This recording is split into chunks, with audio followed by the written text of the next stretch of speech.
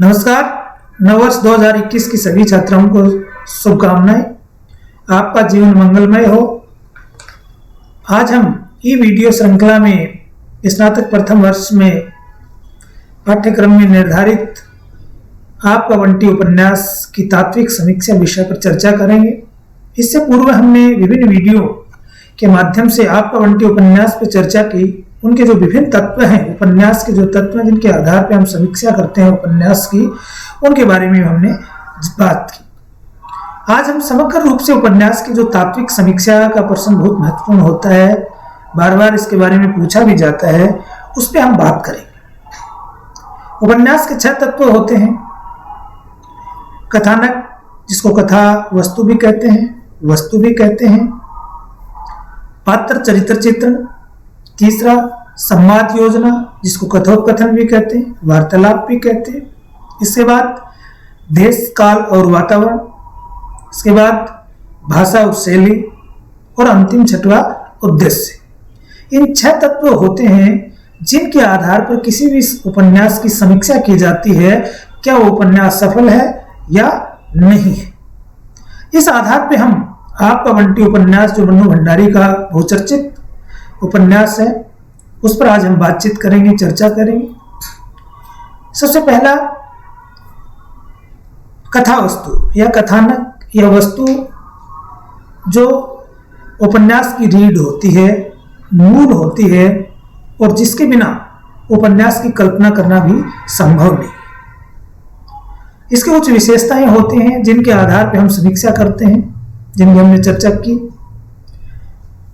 आपका बंटी उपन्यास मुख्य रूप से तलाकशुदा दंपत्ति के बच्चों पर पड़ने वाले प्रभाव विषय को लेकर के लिखा गया है, जिसमें शकुन, अजय, बंटी, डॉक्टर जोशी, फूफी, वकील चाचा, ये सभी पात्र हैं जो सभी मिलकर के इस उपन्यास के ताने बुनने को बुनते हैं, इस कथानक के विषय को आगे तक ले जाते हैं और उस विषय का प्रभाव क्या पड़ता है उस पर भी इसकी चर्चा करते हैं। उपन्यास का कथानक इतना सा है, अजय और शकुन का जो बेटा बंटी है, जो इस उपन्यास का प्रमुख केंद्र है, प्रमुख पात्र है, उसके इर्द गिर्द संपूर्ण कथा घूमती है। और किस प्रकार से संबंधों में तनाव आने के कारण अजय और शकुन दोनों अलग अलग रहने लग जाते हैं। बंटी अपनी माँ शकुन के साथ रहता है, अजय कोलकाता में नौकरी करने चला जाता है, और शकुन एक कॉलेज की प्रिंसिपल होती है और वो मैनेजर। बच्चे की परवरिश कैसे की जाए, इसके लिए वो चिंतित रहती है, और कैसे मैं इसको बेहतर जीवन दे पाऊं, चाहे मुझे कितना भी त्याग क्यों न करना पड़े, ऐसी सोच के साथ वो इसकी परवरिश करती है। लेकिन धीरे धीरे उसे आशा भी रहती कि अजय लौट के आएंगे, लेकिन जब उसकी आशा संपन्न हो गई, समाप्त हो गई कि हम कभी लौट करके नहीं आएंगे, तो उन्होंने भी अपने जीवन को जीने की सोची, और इसी क्रम में वो डॉक्टर जोशी के साथ विवाह कर लेते हैं, उसके घर रहने चले जाते हैं। बंटी को सब चीजें अच्छी नहीं लगती हैं, वो एक तनाव में आ जाता है, एक अलग स्थिति का बच्चा बन जाता है, और असहज महसूस करने लगता है, अपने पिता को याद करता है, उसके साथ रहने की इच्छा जताता है। और शकुन भी इस प्रकार की परिस्थितियों को भाप करके कि किस प्रकार से डॉक्टर जोशी के घर में वो अपने आप को समायोजित नहीं कर पा रहा है, उन बच्चों के साथ जोत और अम्मी के साथ समायोजन नहीं बन पा रहा है, तो ये सोचती है कि क्यों नहीं बंटी को उनके पिता के साथ भेज दिया जाए। पत्र लिखता है, पिता लेने के लिए आते हैं। बंटी अपने पिता के साथ चला जाता है अपने पिता के नए घर में रहने के लिए, जहां मीरा उसकी नई मम्मी है, एक बच्चा है छोटा।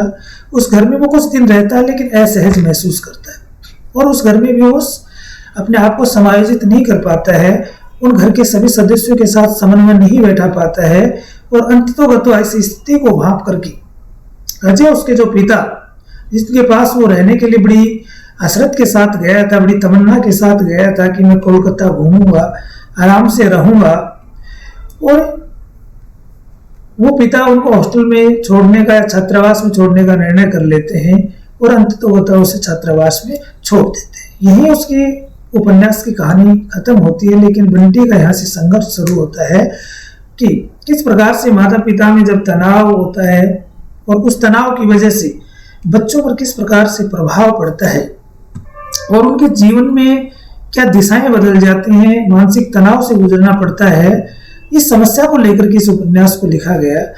इस दृष्टि से हम देखें तो कथानक की कुछ विशेषताएं होती हैं। जैसे सबसे पहले तो विशेषता होती है कि उसमें मौलिकता और रोचकता होनी चाहिए, यानी कि पाठक को बांधे रखना चाहिए। कथा ऐसी होनी चाहिए जिसमें मौलिकता हो, पाठक ने कभी पहले इस बारे में पढ़ा नहीं हो, तो उस दृष्टि से देखा जाए तो यह उपन्यास जब 1971-72 में जब आया था, उस समय इस प्रकार की समस्याएं प्रारंभ हो गई थी। तो इस तरह से देखा जाए तो उपन्यास में मौलिकता है। दूसरा, रोचकता की बात यह कि उपन्यास का जो घटनाक्रम है वो कथानक का, वो इस प्रकार से होना चाहिए कि पाठक को बांधे रखे कि आगे क्या होगा, आगे क्या होगा। तो इस उपन्यास की कथा वस्तु में देखने को मिलता है, पाठक निरंतर ये सोचता है कि आगे बंटी के साथ क्या होगा, शकुन क्या करेगी, डॉक्टर जोशी के घर रह पाएगी या नहीं रह पाएगी। इस प्रकार से निरंतर उसमें अंततोगत्वा क्या होता है, एक विशेषता होती है सुसंबद्धता, यानी कि उपन्यास का जो कथानक है उसमें विभिन्न प्रकार की जो घटनाएं हैं, जो अंतः कथाएं हैं, वो आपस में जुड़ी हुई होनी चाहिए, एक दूसरे से निकट होनी चाहिए। इस दृष्टि से भी देखें तो उपन्यास का कथानक सफल है, क्योंकि घटना इस प्रकार की घटना या इस प्रकार की कोई अंतः कथा वस्तु नहीं है जो उससे रिलेटेड नहीं हो, संबंधित नहीं हो। क्रमबद्धता, यानी कि उपन्यास में घटना एक क्रम के बाद दूसरे क्रम में बढ़ते क्रम में आनी चाहिए, इस दृष्टि से भी सफल माना जाता है। गतिशील कथानक है, यानी कि अपने उद्देश्य की ओर बढ़ता चला जाता है, ठहराव नहीं है। उद्देश्यप्रक, यानी कि जिस उद्देश्य को लेकर के उपन्यास लेखिका चली है, उस उद्देश्य की अभिव्यक्ति उस संपूर्ण कथानक के माध्यम से होनी चाहिए और जिसमें पूर्ण रूप से मन्नू भंडारी सफल होती है। तो इस दृष्टि से हम देखें तो उपन्यास की जो कथा वस्तु है वो पूरी तरह से सफल कथा वस्तु कही जा सकती है। कथानक की दृष्टि से उपन्यास को हम सफल मान सकते हैं। दूसरा तत्व है पात्र चरित्र चित्र, क्योंकि पात्रों की कल्पना के बिना उपन्यास का लिखा जाना संभव नहीं है, सृजन संभव नहीं है। पात्र एक ऐसी कड़ी होती है जिनके वार्तालाप के माध्यम से, जिनकी चर्चाओं के माध्यम से उपन्यास का कथानक आगे बढ़ता है। तो कथानक की दृष्टि, पात्र चरित्र चित्रण की दृष्टि से भी उपन्यास सफल माना जा सकता है, क्योंकि उपन्यास में जितने पात्रों की आवश्यकता होती है उतने ही पात्र हैं, अधिक पात्रों का जमावड़ा नहीं है। उपन्यास के जो पात्र हैं, प्रमुख पात्र, गौण पात्र, स्त्री पात्र, पुरुष पात्र। प्रमुख पात्र में बंटी इस उपन्यास का प्रमुख केंद्रीय पात्र कह सकते हैं। शकुन और अजय ये प्रमुख पात्रों में हम इनको गिनते हैं। गौण पात्रों में फूफी है, वकील चाचा है, डॉक्टर जोशी है, मीरा है, अम्मी है, जोत है इत्यादि गौण पात्र हैं जो कहानी को आगे बढ़ाने में अपना सहयोग देते हैं। स्त्री पात्र पुरुष पात्रों में यही कि शकुन, मीरा, फूफी स्त्री पात्र हैं, बाकी सब पुरुष पात्र हैं। चरित्र चित्रण की बात करें तो उपन्यास दो प्रकार से होता है, एक प्रत्यक्ष चरित्र चित्रण होता है, एक अप्रत्यक्ष चरित्र चित्रण होता है। प्रत्यक्ष में स्वयं उपन्यास लेखिका है वो अपनी ओर से किसी पात्र के चरित्र के बारे में बतलाती है कि उसका चरित्र कैसा है, किस प्रकार की सोच है, लेकिन ये उपन्यास में उचित नहीं माना जाता है। उचित माना जाता है कि जो संवाद होते हैं पात्रों के, जो अप्रत्यक्ष चरित्र चित्रण होता है वो ज्यादा महत्वपूर्ण होता है और उनके स्वयं के कथन के माध्यम से या एक दूसरे के वार्तालाप के माध्यम से उनके चरित्र का पता लगे। तो इन दृष्टियों से भी देखें तो उपन्यास बिल्कुल संतुलित पात्र योजना है और चरित्र चित्रण भी उचित दृष्टि से हुआ है। अगला तत्व है संवाद, जिसको कथोपकथन भी कहते हैं, वार्तालाप यानी कि पात्रों की बातचीत। संवाद महत्वपूर्ण कड़ी होती है क्योंकि संवाद के बिना कथा आगे नहीं बढ़ पाती है और कथा को आगे ले जाने में संवाद अपना महत्वपूर्ण रोल अदा करते हैं। संवादों की कुछ विशेषताएं होती हैं, जैसे सरल और संक्षिप्त होने चाहिए, यानी कि छोटे छोटे संवाद होने चाहिए। तो इस दृष्टि से देखें तो कुछ संवादों को छोड़ करके आपका बंटी उपन्यास के छोटे छोटे संवाद हैं जिनके माध्यम से कथा आगे बढ़ती है। दूसरा, संवाद है वो पात्रानुकूल होनी चाहिए, यानी कि जैसे पात्र हो, पढ़े लिखे पात्र उसकी भाषा संयमित और उसी प्रकार का होना चाहिए, अनपढ़ गंवार है तो उसी प्रकार का। तो इस दृष्टि से भी देखे जाए कि कॉलेज की प्रिंसिपल है, शकुन है, उनके संवाद उसी के अनुकूल हैं। तो फूफी जो अनपढ़ है, काम करती है घर में, उसके संवाद उसी प्रकार से है। तो पात्रानुकूल संवाद है। चरित्रोद्घाटक संवाद ऐसे होने चाहिए जिनके माध्यम से जो विभिन्न पात्र हैं उनके चरित्र का उद्घाटन हो, उनके चरित्र का पता लगे। तो इस समग्र दृष्टि से जो विभिन्न जो विशेषताएं होती हैं संवादों की, गतिशीलता है, पात्रानुकूलता है, चरित्रोद्घाटक हैं, उद्देश्य परक हैं, संक्षिप्त और सरल हैं, ये सारी की सारी विशेषताएं आपको बंटी उपन्यास में देखने को मिलती हैं। इसलिए संवाद योजना की दृष्टि से भी इसको सफल उपन्यास माना जाता है। आगे की बात हम करें तो अगला जो तत्व है वो है देश, काल और वातावरण। 3 शब्द हैं, देश, काल और वातावरण। देश का मतलब स्थान से, काल का मतलब समय से और वातावरण का मतलब तत्कालीन परिवेश से। जिस परिवेश को लेकर के उपन्यास लिखा गया है उस परिवेश के अनुसार ही उस स्थान का चित्रण होना चाहिए, उस स्थान की जो विशेषताएं हैं, जो जीवन शैली है, उसका चित्रण होना चाहिए। जिस काल को लेकर के वो लिखा गया, जिस समय को लिखा गया, उस समय की परिस्थितियां उसमें आनी चाहिए, और परिवेश जो उसमें वातावरण बनाया गया, निर्मित किया गया है, उसका भी स्वाभाविक चित्रण उसमें होना चाहिए।